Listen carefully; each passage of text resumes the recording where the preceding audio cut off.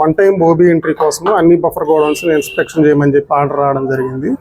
అదే టైంలో విజిలెన్స్ వాళ్ళు కూడా ఒక గోడౌన్లో షార్టేజ్ ఉందని చెప్పి నోటీస్ చేసి మా ఆఫీస్ దగ్గరికి రావడము, ఆ బఫర్ గోడౌన్ దగ్గరికి వెళ్ళడం కూడా జరిగింది.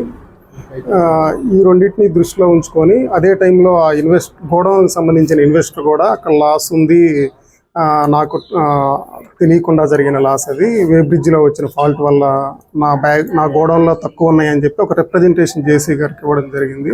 ఈ మూడింటిని బేస్ చేసుకొని ఆ గోడౌన్ ఇన్స్పెక్షన్ చేయడం జరిగింది. దానిలో ఇన్స్పెక్షన్ చేయడంలో భాగంగా 3708 బ్యాగ్స్ షార్టేజ్ ఉండడం జరిగింది. దానికి సంబంధించి హెడ్ ఆఫీస్కి నివేదిక పంపితే వాళ్ళు డీటెయిల్డ్ ఎంక్వైరీ చేయండి అని చెప్పి రాశారు. అట్ ది సేమ్ టైం ఒక కంప్లైంట్ కూడా పోలీస్ స్టేషన్లో ఫైల్ చేయండి అని చెప్పి చెప్పడం జరిగింది. దానిలో భాగంగా ఈ ఫైల్ చేయడం జరిగింది.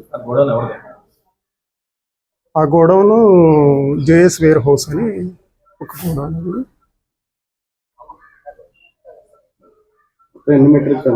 అది 5000, అంటే దాని కెపాసిటీ 5000, మన దగ్గర షార్టేజ్ మాత్రం 185 మెట్రిక్ టన్స్.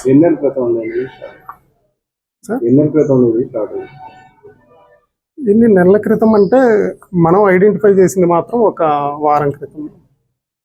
ఎవరి పేరు మీద అది అంటే అగ్రిమెంట్ అది చూడాలి సార్. అంటే ఓన్లీ రైస్ ఒకటేనా? ఓన్లీ రైసే సార్, ఇంకేం లేదు. ఓన్లీ రైసే. ఆ గోడౌన్లో మేము పెట్టేది రైసే, ఆ రైస్లోనే షార్టేజ్ అవడం జరిగింది. జేసీ గారికి ఇచ్చిన దాంట్లో ఏముంది? జేసీ గారు ఇచ్చిన దానిలోనే ఇలా నేను చెప్పిన 3703 బ్యాగ్స్ షార్టేజ్ ఉందని చెప్పి గుర్తించడం జరిగింది. అది హెడ్ ఆఫీస్కి పంపితే వాళ్ళ దగ్గర నుంచి వచ్చిన ఆర్డర్స్ని బట్టి ఇలా చేశారు.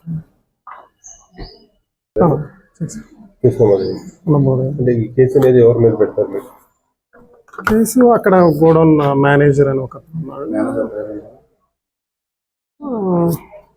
మానస్ తేజ అని ఒక అతను, ఆ ఇన్వెస్టర్ సంబంధించిన ఇన్వెస్టర్ ఎవరైతే ఓనర్ ఉన్నారో వాళ్ళిద్దరు.